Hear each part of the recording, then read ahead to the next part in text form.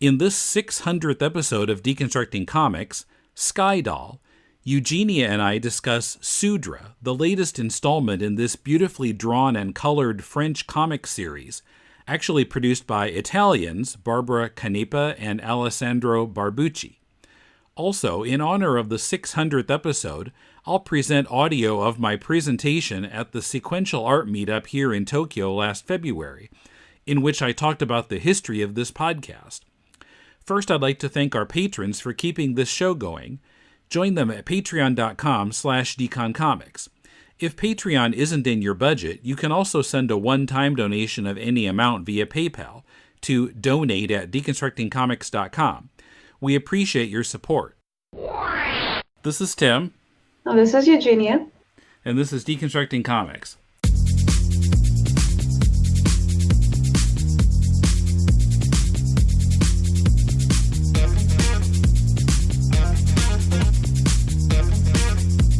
Welcome to Deconstructing Comics. This is Tim in Tokyo, and Eugenia is in Athens. That's right. Where she usually is. We've never met in person, but that's kind of life in the 21st century. Like, all these friends I've never met in person. We also, Athens, Greece, not Athens, Georgia. Right. Yeah, you don't know, like, REM or anybody like that. Yeah. Right.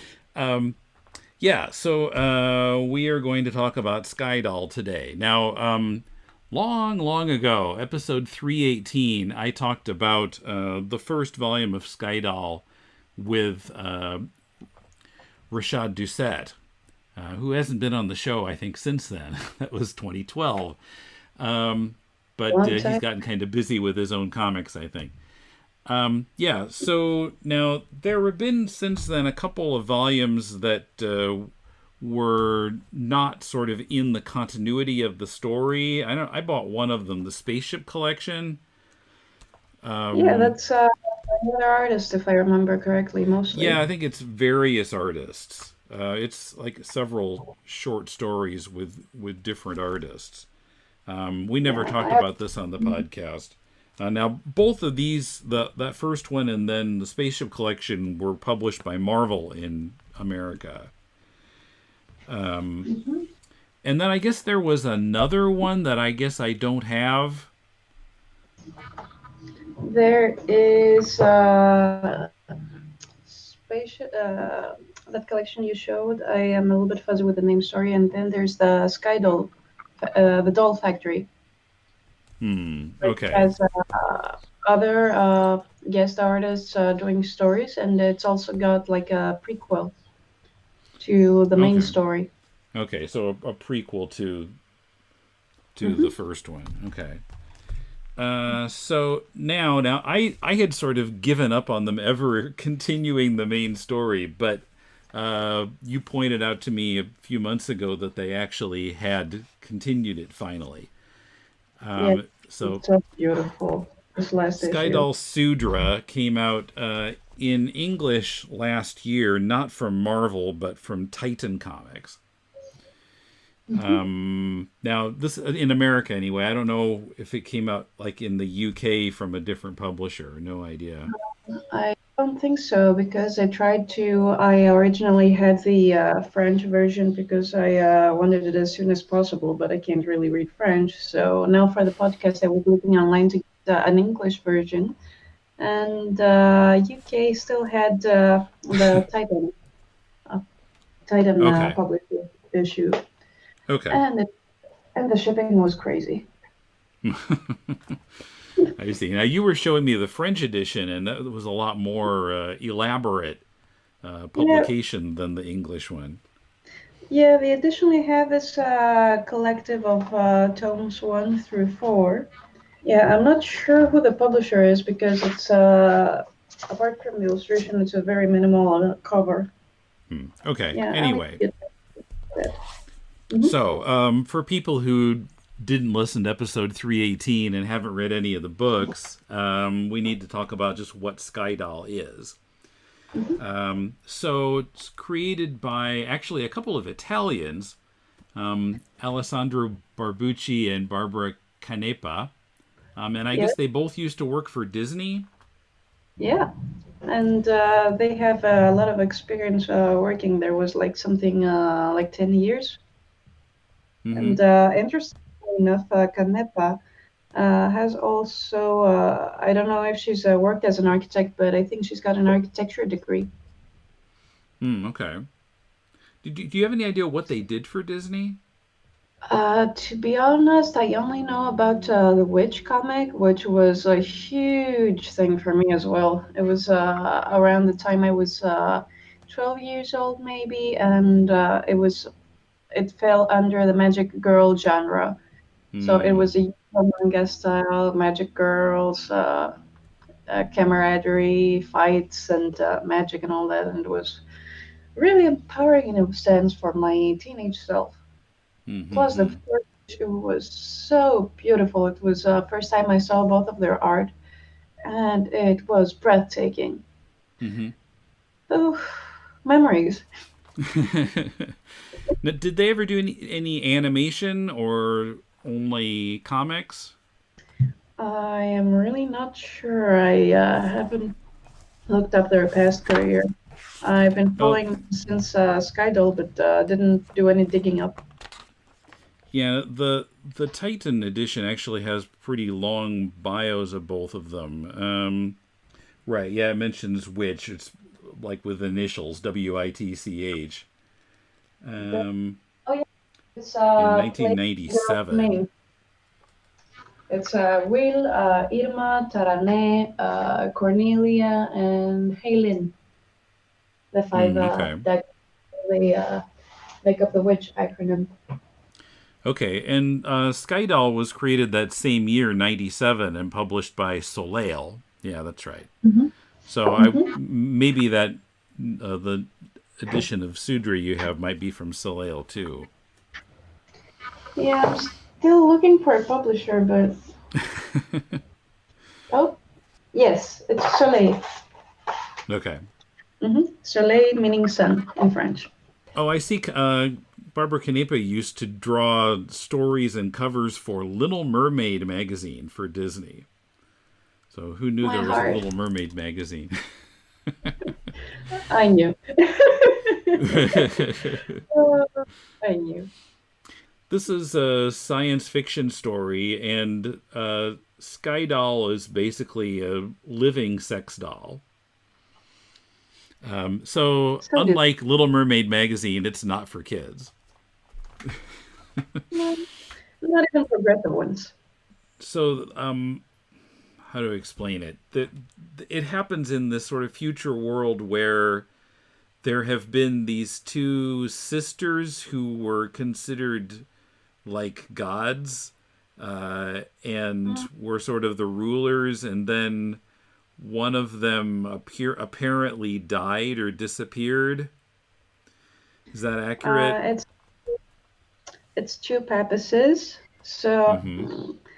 doesn't explain very much of the religion system apart that they are performing miracles and like Mm-hmm. people worship them. Doesn't go into their actual divinity.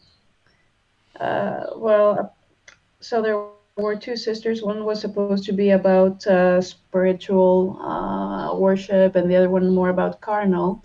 But the one representing spiritual side of Yeah. religion disappeared. Yeah. And Agape is her name. yeah, agape, which actually means love in Greek, and Mm-hmm. it's also a term used in Christian religion to describe the feeling of love towards the people around you, like Right. Yeah. Not a romantic love. hmm yeah. So she vanished, and we start the story at a point where only the carnal side, the carnal papas, is in rule, and it starts actually at a laundromat or spaceship. No, oh, laundromat. No, that's the wrong word. Uh, spaceship wash. That's right. Yeah. Volume one started in that kind of space car wash Hmm. where the main character, his name is Noah, was working. Even though she's a sex doll, she was washing cars. Although she and the other, I guess, robots were washing cars in an erotic way. Yeah, definitely. Yeah, and she got hooked up with these two guys who came through the car wash, Roy and what's his name, Nahu, Yahoo. and so then they had to go on this mission to another world called Aqua, but what they didn't know was that Nahu was supposed to kill that strange fish that so like the people on Aqua were all female, and they reproduced using this kind of phallic-looking fish. And I never quite grasped the reasons, even though I read it again for this episode. But he was supposed to kill that fish. From what I gathered, they were using the fish's property like genetic engineering way, maybe. Mm-hmm. And because when you actually make a clone in real life and from matured cells, you get the telomeres of the already existing cells. So if you made a clone, like it would be formed as a baby, but it would still biologically be your age. So Mm.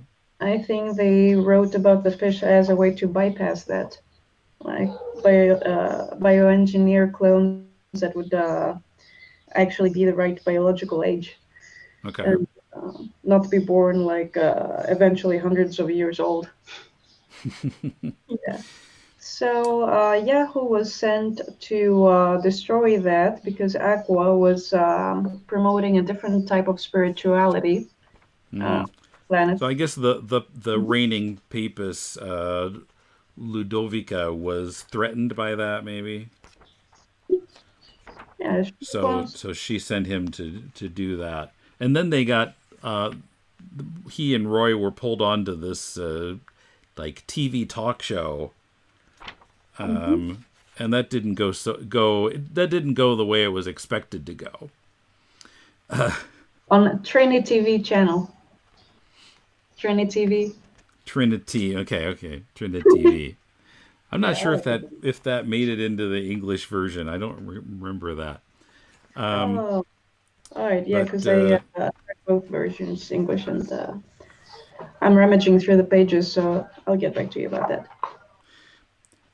then yeah, the sort of woman who runs the TV network and is sort of the announcer for the Papers.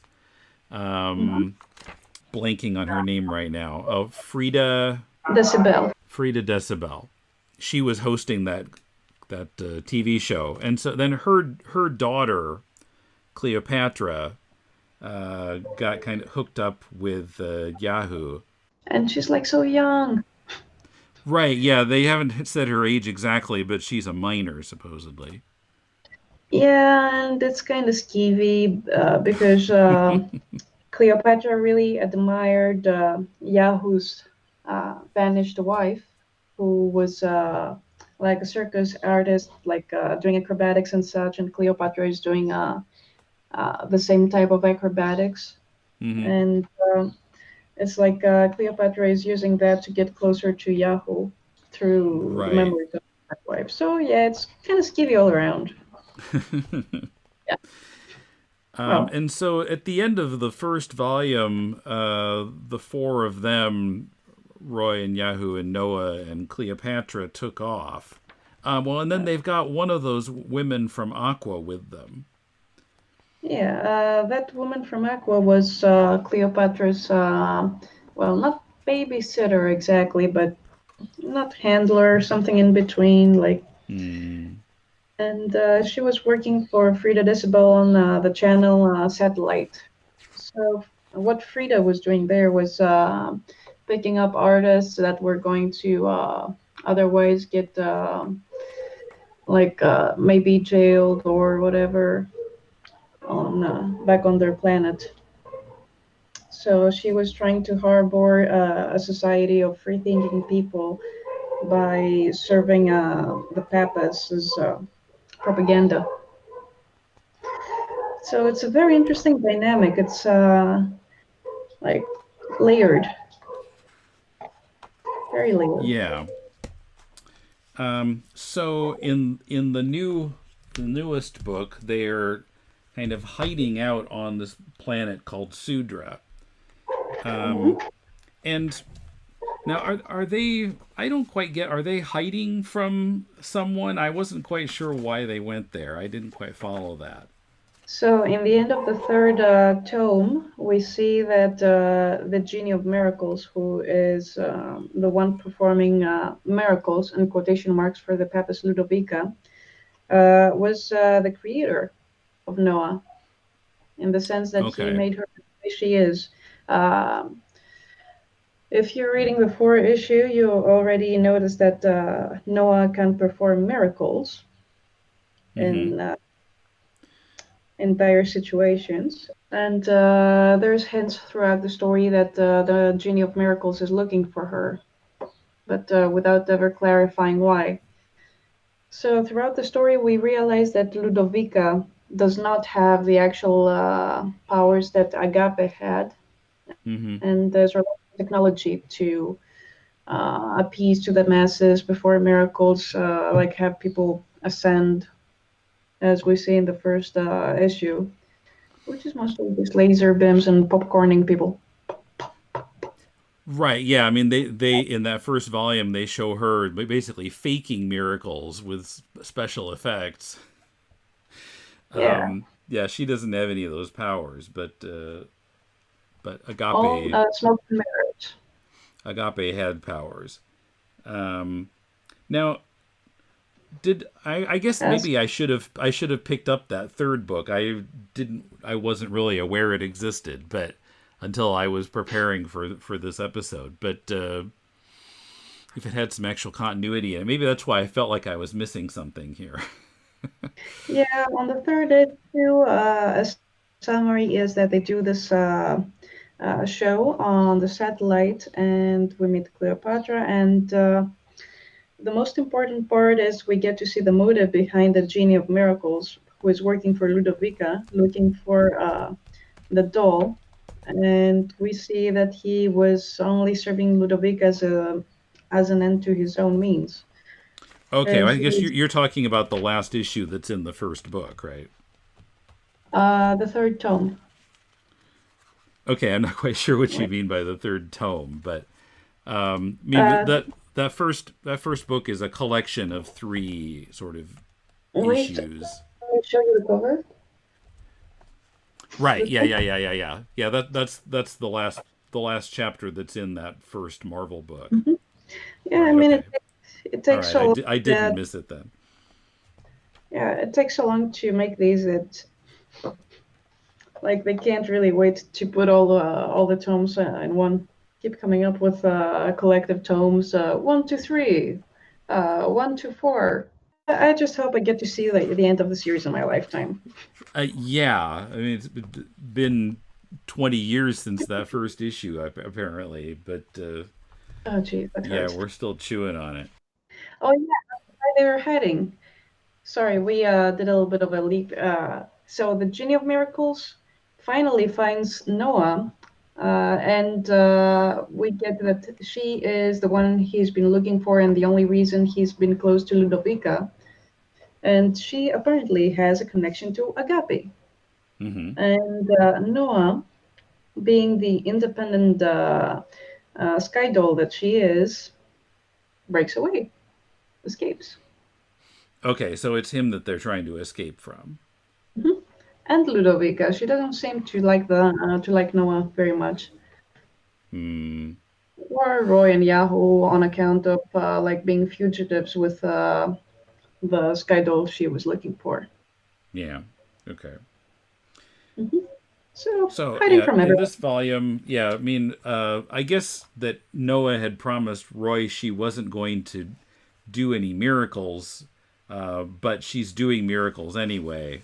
I didn't recall that she was able to do miracles in the. She didn't do any miracles in the original volume, did she? So first volume, they stopped at that space station for like a bite and some rest, and she found a hidden altar to Agape, and she had a little bit of a breakdown, and it wasn't as much a miracle as she projected, and it's in a way her heart outside her body, and Okay, okay. uh, in a way that was very similar to agape illustrations that they had there. On the That's right, second that's right. issue, yeah, on the second issue, they accidentally her pet alien animal pet was shot during a shootout, and she brought him back to life. But you can only tell that happened in the very last panel of the story. Like she's carrying the dead animal around with her, and last panel he perks up and is being all kid with her. And in the third issue, Roy was actually shot by the Resistance, the Agape followers, on the satellite while they were filming live, and no one managed to revive him live on TV. I see. Yeah, the reviving of that little animal was really subtle in that second issue. Yeah, I've read these issues like 10 times each or more. Okay.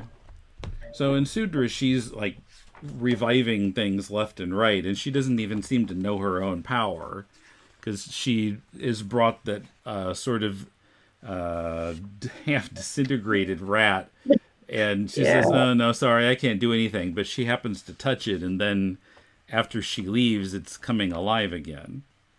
yeah. I mean, if even if she didn't know she could, she definitely knows she shouldn't.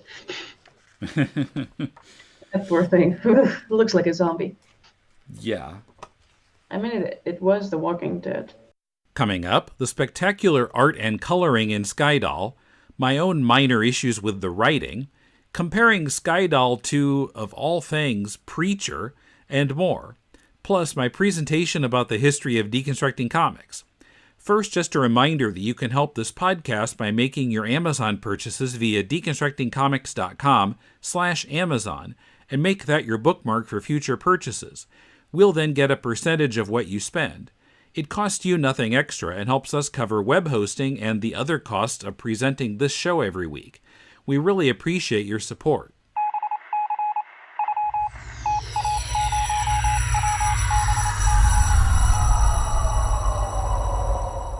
It's DCP In Touch, where we hear from our listeners. On YouTube, Nerdcore Steve 1 ran across episode 547, where Paul and I talk about the book The 10-Cent Plague. Nerdcore Steve 1 commented, "I started listening and thinking, hey, this is pretty smart. Then y'all started talking about the Frankfurt School and not thinking of Wortham as a 2D villain, and then I subscribed." Great, glad to have you aboard. We always aim to dig a little deeper on this show, and on critiquing comics and to the bat polls. One thing we didn't dig quite deep enough on, though, was the pronunciation of the name of the author of the 10-Cent Plague. His name is not David Hodgdu, it's David Haidu. Yikes. Now I think to Google it. By the way, if you haven't joined the Deconstructing Comics group on Facebook, you should. We have a number of people who post regularly there with comics opinions and info. It's linked from our site, deconstructingcomics.com. You need to ask me for membership, but if you're not a spammer, I'll let you in. Now back to my talk with Eugenia. So if we go about the colors and the art and the composition, oh, there's so much to say. These volumes are so beautiful and so amazing. And you can tell there's been such a progress from the first one. Backgrounds are so much more intricate. The expressions are so, like, the acting gets subtler, if you can call that acting. I mean, Well, yeah, sure. yeah. Yeah, I mean, if I just compare the first one, I don't know, the art. I think it's a different process. Maybe something about the new one looks a little bit more like almost painted. I think they changed colorist because they were. Well, they definitely, yeah, the colors are definitely more subtle than in the first one. Mhm. Yeah, and I think the first one they used like water inks to get tonality in some scenes and colored over them, as far as I've seen, but I'm really not sure because the colors could be anything in between digital and traditional. So beautiful. I wonder how long it took them to do everything in Sudra. I mean, I assume that this was also 2 or 3 issues collected, but considering how detailed the art is, I mean, it must have taken years to get through this. Yeah, I mean, usually European comics of this type are not are really not rushed.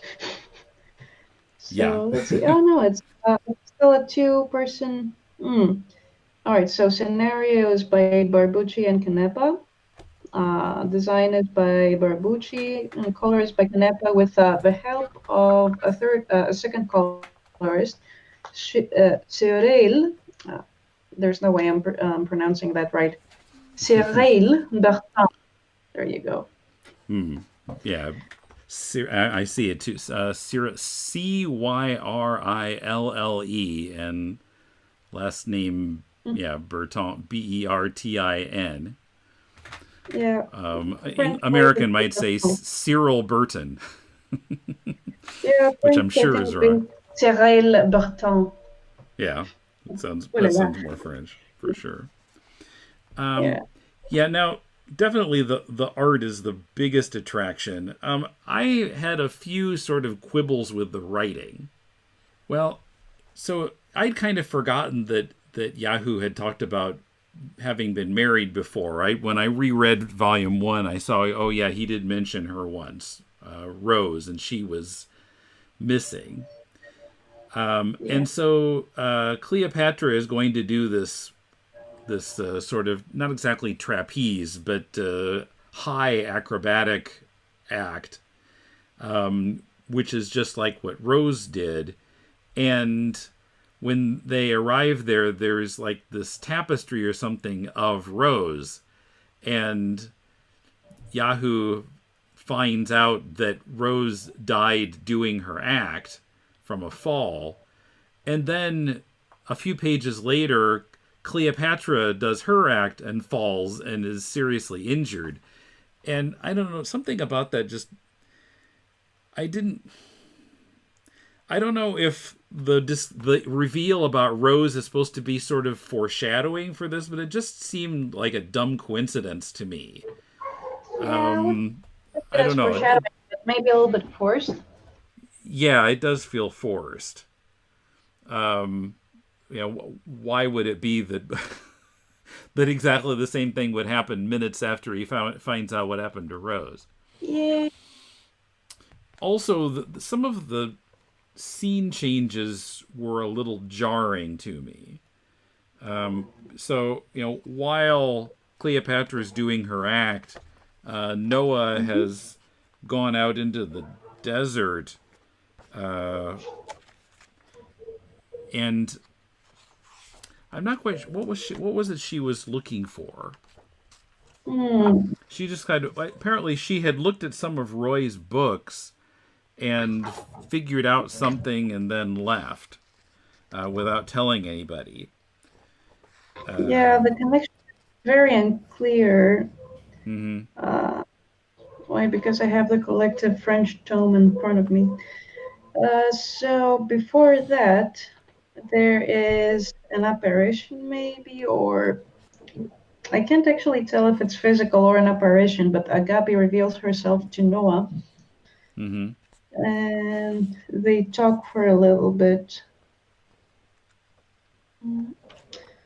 And I think Noah is trying to find the connections between her and Agape. Yeah, yeah. As there is a connection to Agape and the planet they are currently on, from what I gather. So she's set out to what we later find is a place of worship for Agape, which is very inspired from some Thailand geological features, which are some like very tall pillars only these are in the desert instead of the sea. I see. Hmm. And then I always forget this guy's name, this sort of Rastafarian Jesus guy. That's the miracle genie. Okay, yeah. And he finds her, and apparently, sort of an embryonic version of Agape has been stored inside her by the genie. And so when we're switching back and forth between that and what's going on with Cleopatra, I just thought it was kind of jarring. Like, we're seeing Noah when she's before that, when she's like out in these sort of, Hmm. I don't know, kind of a rainforest, and the ground is mostly water. Actually, she's like in a boat, and that Hmm. kind of big monster is after her. Although then she ends up riding it. Hmm. But when we got these 4 panels of Cleopatra doing her act and then missing the rope she was supposed to grab, and it just seemed abrupt to me. We're suddenly there, and then we're suddenly back with Noah again. Yeah, I think in video mode it would be like a rapid montage of scene to scene happening in parallel, like for maximum Mm-hmm. suspense. Mm-hmm. Page, it's a little bit more pe- mm, peculiar in a way, difficult. Like personally, I want to do my scene transitions on the turn of the page, so end of the scene on the right and turn, and it's a different scene. Like the first scene switch we see in this part of the book is right in the middle of the page. We have actually 3-page transitions in the spread. Mm-hmm. There's a circus, there's Roy trying to get to the circus, which is scene 2, and then Noah in the bog. So that's a little bit that was a little bit jarring to me, and but they do try to make it much more subtle using colors. Like you can see there is a gradient going from a warm red and pink and orange to a little bit more purple, and as we move on, it moves to blue. Right. Yeah, yeah. I think if I'm getting a little bit too into the details, you can always stop me. Well, no, no. I mean, that's our bread and butter on this show. Awesome. But yeah, I mean, definitely. Uh, yeah, I'm looking at where Cleopatra is starting her act, and really more of a pink or red is the dominant color. But then, yeah, we go through that scene with Roy trying to get to the show, following those 2 kids, and that sort of changing from pink to blue through that scene, and then it becomes dominantly blue when we go on to where Noah is. Yeah, And yeah, I mean and that's an important way to use color, is to distinguish between scenes, pages, moods. It's not just a coloring book, right? You have to kind of yeah, make unity of some panels and contrast them with other panels using the color. yeah. The mood set by the colors is beautiful.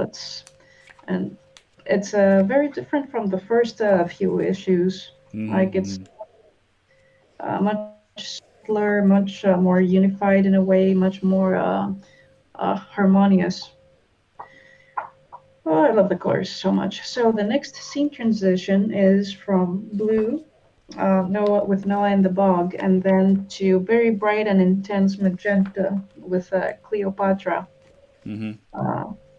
uh, missing the rope by mere inches, and yeah, it stays warm all throughout later. On Right. Yeah. Then at the bottom of that page with Noah, I mean, there's still some pink, but we're going through kind of a change there again to the desert scene on the next page. where it's more of a brown yellow. Mm-hmm. A little bit of an ochre kind of sepia ochre kind of deal. Mm-hmm. Also, I'm looking at the scene here where Cleopatra is missing the rope. Mm-hmm. Like, I'm thinking there could be like two different ways to do that, and like in the arrangement of the panels here, this is amazing uh, and a little bit ambiguous because the way they show her is like as if you're on top of the rope and you're looking down at Cleopatra missing the rope and Mm-hmm. the full depth of field under her. And the other way would be to show her on the side, like not quite reaching for the rope, but then we would definitely miss on the depth of field. And it works much better on a horizontal format. Yeah, I mean, the way that it's drawn, I mean, certainly it's effective for showing how high she is, and we can understand what's happening, but it's a little hard to tell how far her hand is from the rope. I mean, it almost looks like she could actually grab it. And yeah, a side view might have been a little more effective for that aspect of it. Or they wanted to keep you guessing. Maybe, yeah, that's true. But the fact that she's surprised makes us think. There's a little exclamation mark coming from her, that you think, oh, she's not Yep. able to grab the rope. Yeah, and then you get to clarify it a couple pages over. Hmm. Right, yeah, then she's on the ground. Although what's a little odd here is that somebody says all that blood, but you can't actually see any blood. On the last panel, you can see the puddle of blood. Mm, Yeah, I guess that's what that is. Although it's the colors are so subtle that it doesn't look that red. mm, yeah, I'm thinking maybe they missed. They could have missed that in coloring in the middle panel where Cleopatra is laying down. Hmm. Oh well, who knows? It's really beautiful either way. I love art. Oh, I love the art so much. Oh yeah, the art is the attraction, like I said, and the story is, yeah, okay. The story is interesting, but yeah, the miracle genie really gets his, doesn't he? Well, he had it coming. So, from what he says, he reveals that Agape was ready to uh, die for the course of religion. The people in charge, the priests had realized they could not control her, and that Ludovica would be better and easier to handle, and they wanted to uh, banish Agape. Hmm. So she resigned to her fate for one reason or the other, and the genie, despite her decision, cloned her and placed her in Noah. So what he gets is pretty much what he deserves for messing with all that. I mean, Yeah. respect her choices, man. Yeah, And and then we're sort of left dangling on exactly what happened. And I think maybe I don't want to spoil the last few pages for our listeners. But yeah, I mean it's a cliffhanger, and so see you in 2025 for for the next volume. which, well, come on, I think it's going to be much sooner than that, like maybe 2022. Oh, jeez, made myself sad now. Yeah, I mean I hope they can. I hope the creators can finish this before they die. I mean, I don't. Yeah, They're a little younger than me. They were well. He was born in '73 and she in '69. So They probably got a few more decades in them, but time is running out. Oh, the alternative is to have HBO pick it up. Shout out to A Song of Fire and Ice. Ice and Fire. Fire and Ice. One of these sounds better. Well, yeah, sometimes those things don't go so well. I mean, I heard that the HBO version of Preacher was not very satisfying for fans, but I will be very ashamed to admit that I haven't either seen or read Preacher. oh, Although, yeah, I am a little bit behind on comic culture, unfortunately. I Like, I find started it and I things. never finished it.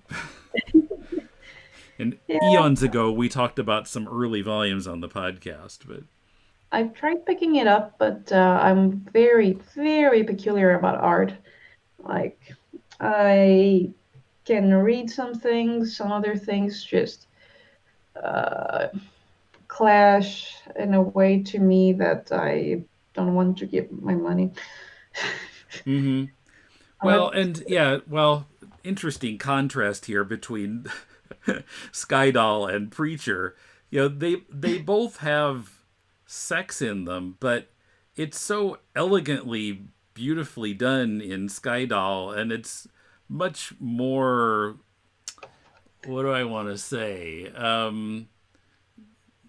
You could implied, say more distastefully done in Preacher. Certainly, it's a more kind of guttural thing. I mean, there's certainly some heart to Preacher too, most of it, but yeah, I mean, it's very different from from Skydoll. yeah, I've figured that from some page flipping in the local bookstore. Yeah, it's a little bit different. It's got a few things I can put my finger on. Hmm. Humor, humor, humor.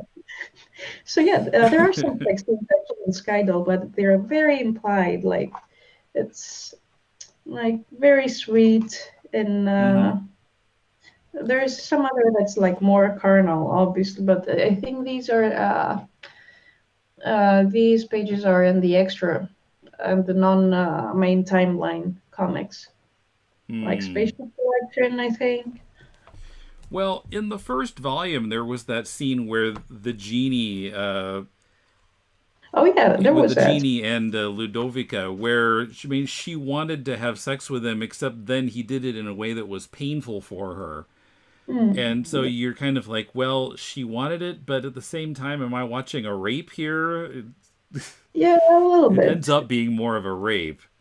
Yeah, that was issue 2.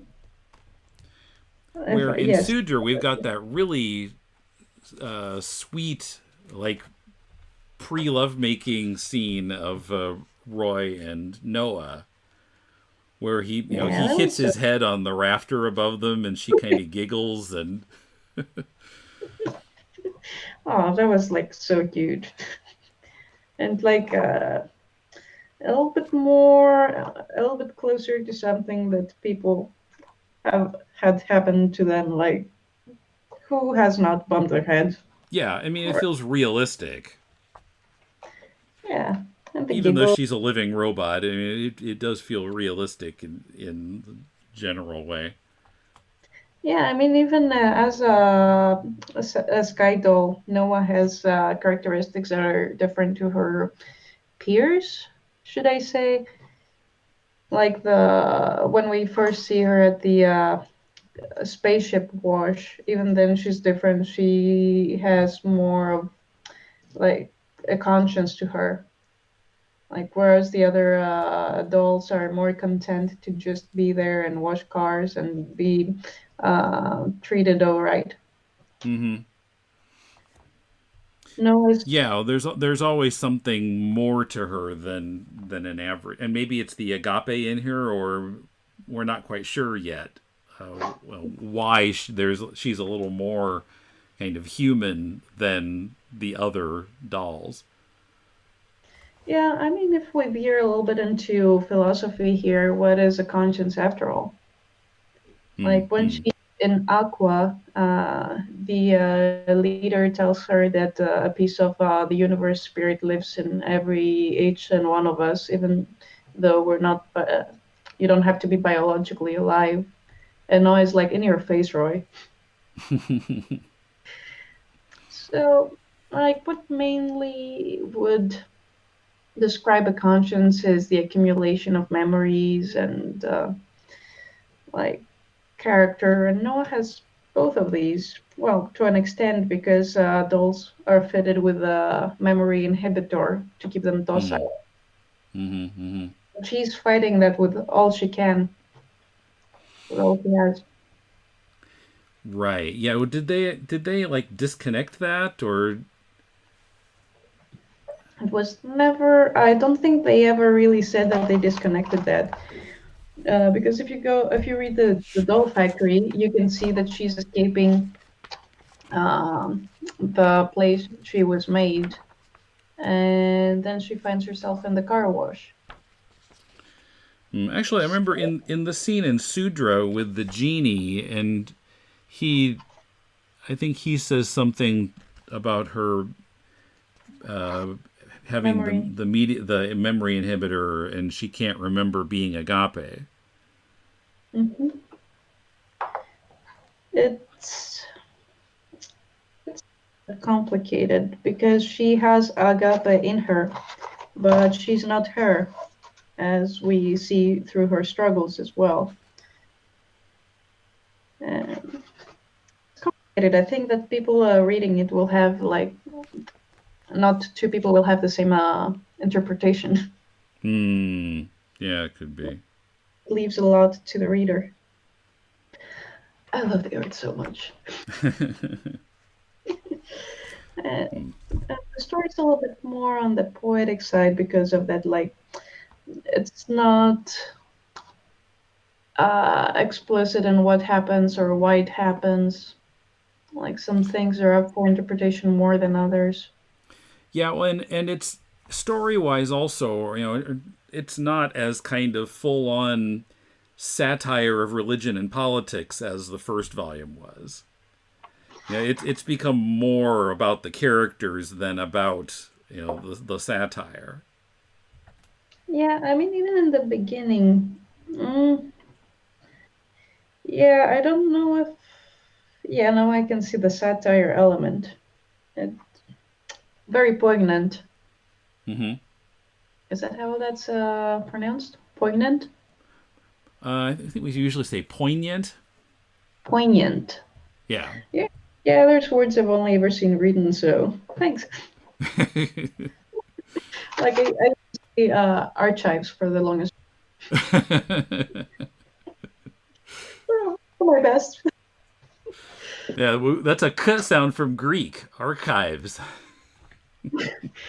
You'd think I would have gotten that more instinctively in by instinct, but whatever. But yeah, in English, most often ch is the ch sound, but yeah, not always. Thank you. Like in Greek, you say archeo for I'm sorry, archives. Archeo achio. with R and he sound. Okay. Anyway, so yeah, this was good, and eventually we'll see the next volume when they when they might manage to finish it. Yeah. Okay. So see you in 2022. Bye. Something like that. Oh, I can't wait.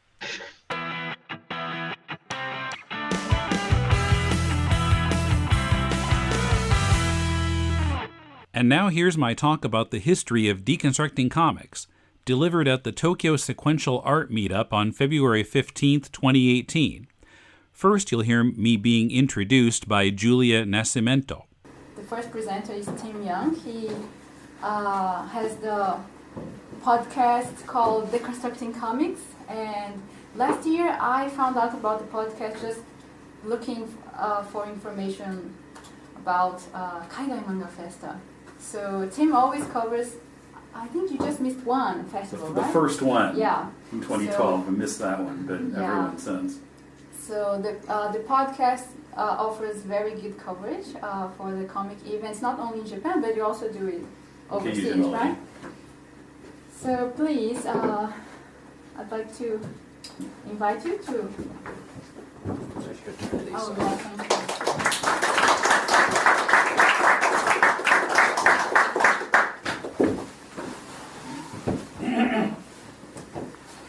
Welcome to my talk about Deconstructing Comics. This is Tim in Tokyo.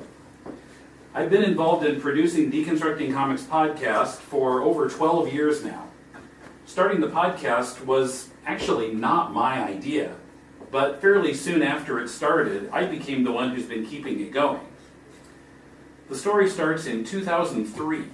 At that time, I was working at Yokota Air Base in western Tokyo, in the western Tokyo city of Fusa, for a civilian contractor. I had also just revived my comic that I hadn't touched since coming to Japan in 1989. The comic was The Crazing Spider Hag, a satirical comic that started from the premise of Aunt May being bitten by a radioactive spider and getting spider powers. I started it when I was in junior high, continued through high school, didn't work on it during college, but started up again a while after college. I'd been inspired to resume it when I started the site globalcomics.net in 2001, which was intended to be a comprehensive comics site, but it wasn't. I put scans of my old work there, and in 2003 I started putting up new pages. But I wasn't happy with my drawing ability. At Yokota there's an arts and crafts center, and I had taken a photography class there. The center asks for suggestions of classes they could offer, so I put in a request for a comics drawing class. About a year later, in spring of 2004, they started one. I vaguely recall that they called me to tell me the class was going to happen. So I signed up. The teacher turned out to be Mulele, who had somehow been recruited from off base to teach the class. I was in the class for about a year, and Mulele helped me make my comic look a bit better, particularly in terms of the inking. See before and after here. If I had done this after the class, these guys in the foreground would have a much thicker ink on them because they're, but this was all the lines are really thin in this old one. You can see the difference here, like a year or two later. The class, for much of the time, consisted of me and Brandon, a career military guy. Then one day, Mulele said to me and Brandon, "I've taught you everything I can. You've graduated." Then it became the three of us meeting up in a coffee shop on the base every week after Mulele taught his class to talk about comics. This is a few years later, but same three guys. We did that for a few months in 2005, and then Mulele said to me, "Let's start a podcast. It can be a way to promote your comic."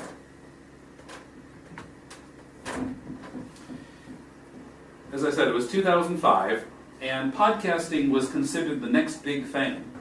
I learned later that Wired magazine had run an article about podcasting earlier that year, and that was the catalyst for a lot of the shows that started in 2005. I had heard something about podcasting, but I wasn't listening to any shows and didn't know how to set up an RSS feed.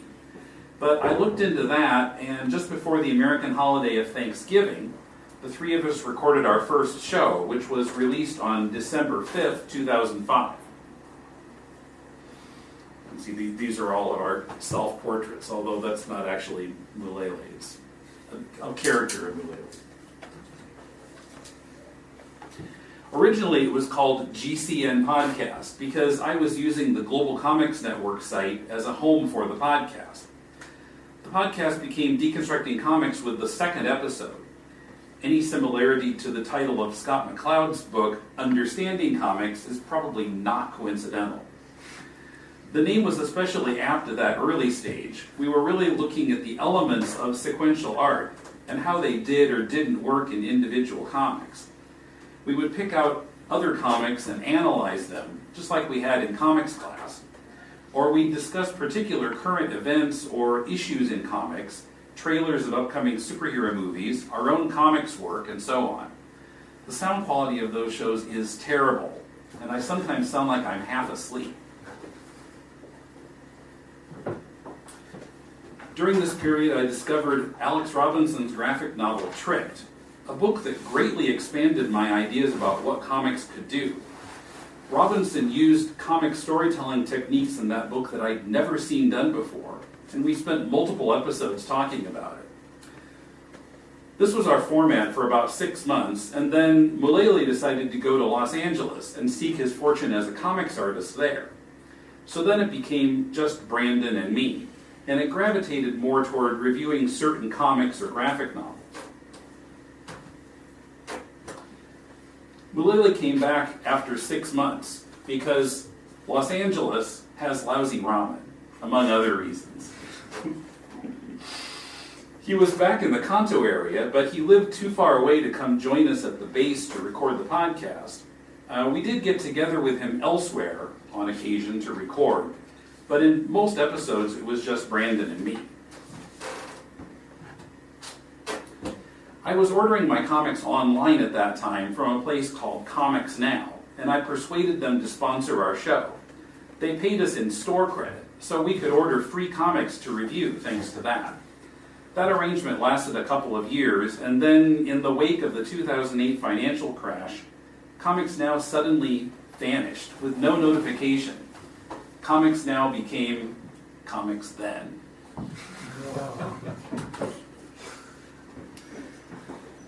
In May 2007, the U.S. Air Force relocated Brandon from Yokota Air Base to New Jersey. This could reasonably have caused the end of the podcast, but it actually became a pivotal moment in its history because I wanted to keep it going. But to do so, I had to start looking for content from other sources. Brandon did still appear fairly often via Skype. Other times I met up with Mulele, and sometimes with other local artists we met. Most importantly, I started setting up interviews with comics people via Skype, starting in July 2007 with Mulele's friend Dale Wilson in Los Angeles, to talk about his own small publishing company, DWAP Productions. For the 100th episode that November, this is 2007, I interviewed Phil Dunlap, creator of a daily comic strip called Ink Pen, no longer in production now. In February 2008, I was able to get an interview with Alex Robinson and praise him directly for making Tricked. Another interview I got by accident. In January 2008, Brandon and I talked about a book called The Homeless Channel by Matt Sility. The art in the book was all based on photos. Rightly or wrongly, that didn't strike me as something that required a lot of work to do. And in our review, I said that Matt Sility was lazy. Imagine my surprise when I received an email from Matt Sility. Yes, he had heard our review. He was incredibly gracious and thought all our criticisms of the book were fair, except that it had actually taken a lot of work to make the book. So he disputed my characterization of him as lazy. Of course, I had him on the podcast shortly thereafter. I gradually got more interviews with semi-prominent people in American comics. Chris Staros of Top Shelf Productions, colorist Brian Miller, writer Jason McNamara, a friend of Matt's, artist Paige Braddock, a guy who makes comics that are disguised as children's books, Mo Willems. Perhaps you've heard of Don't Let the Pigeon Drive the Bus.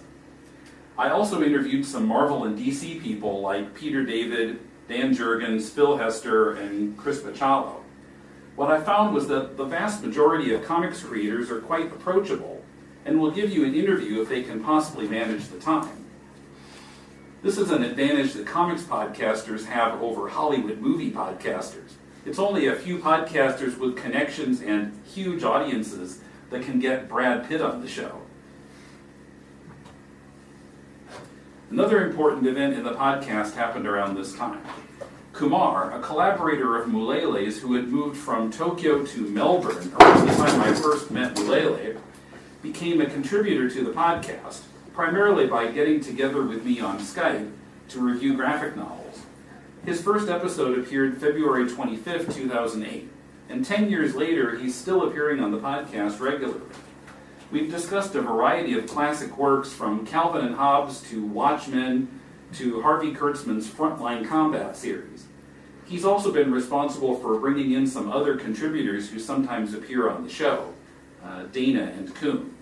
The first book we reviewed was not a significant comic at all. No one's heard of it. I had an extra copy, so I mailed it to her.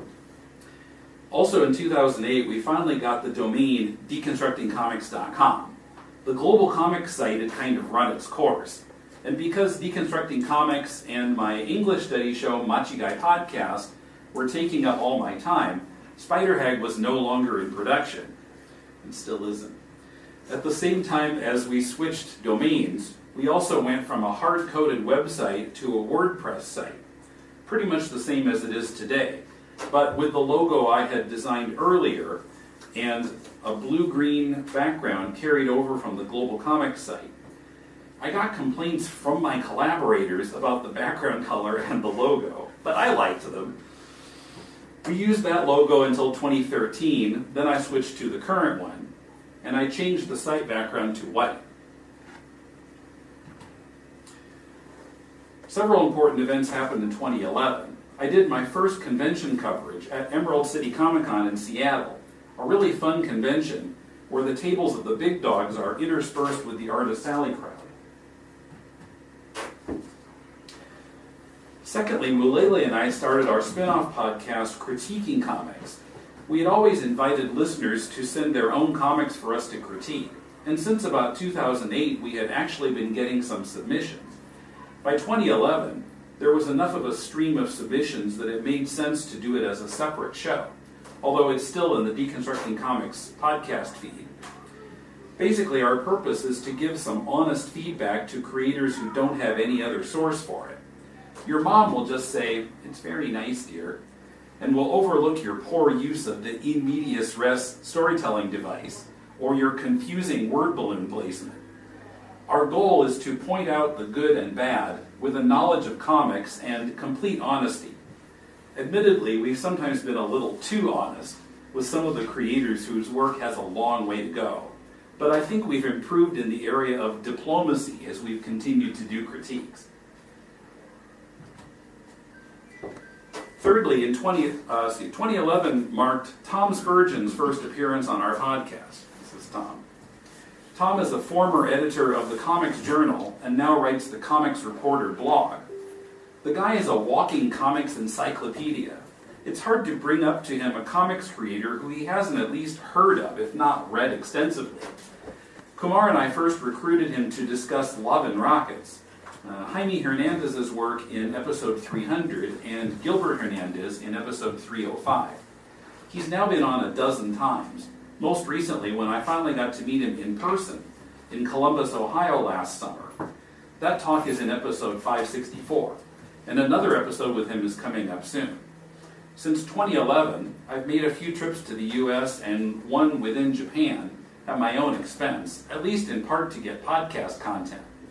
The most recent one was last summer, when I visited the Billy Ireland Cartoon Library and Museum in Columbus, Ohio, where this earth-shaking photo was taken. So, you recognize that guy.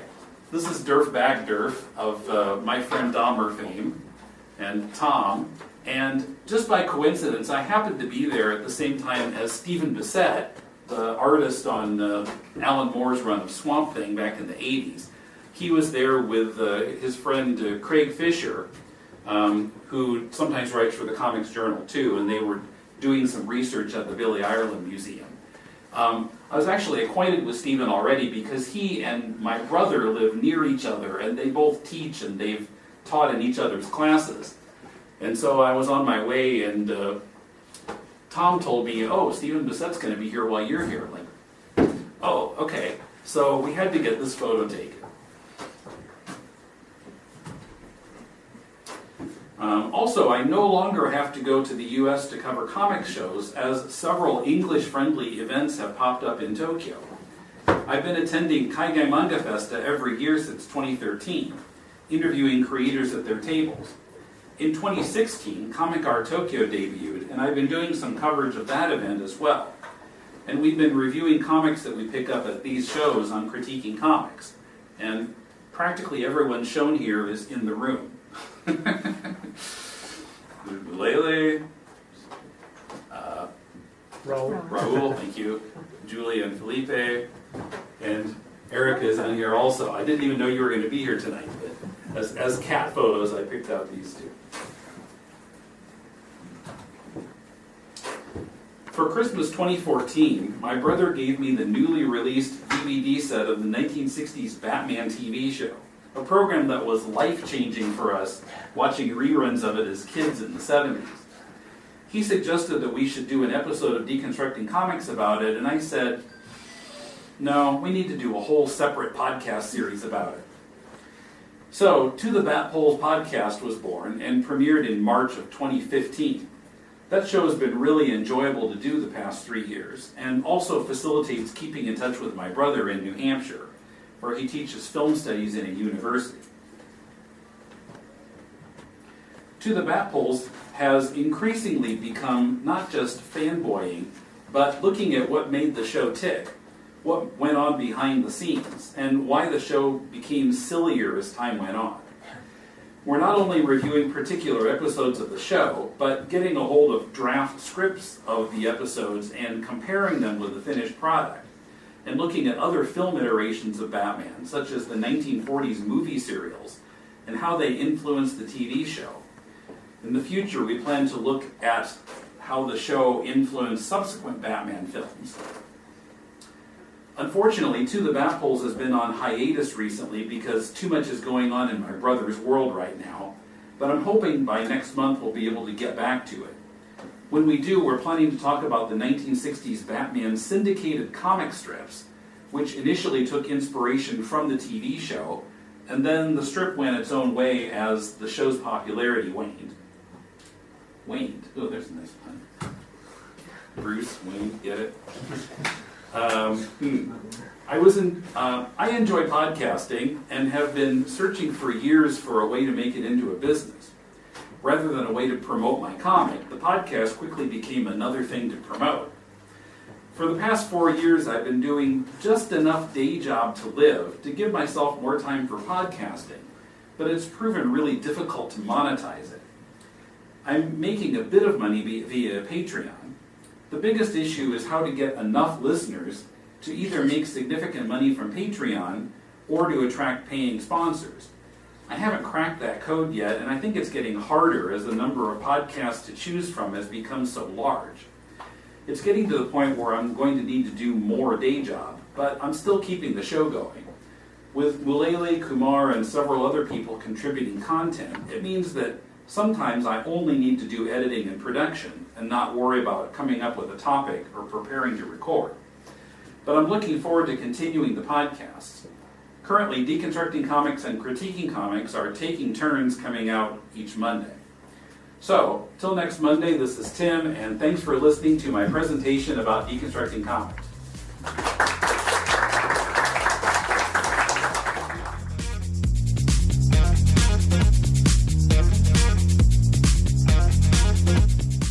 And there you have some highlights of the last 12 and a half years of this podcast. To see me do the presentation with slides, pledge at least $3 a month to this podcast on Patreon. Also on Patreon, I've recently posted my talk with Mulele and Oscar about Solo, a Star Wars story, and pre-show chatting with Paul, my brother and co-host of To the Bat Poles.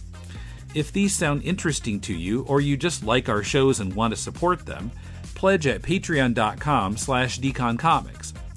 Another way to show your appreciation is simply to write to us.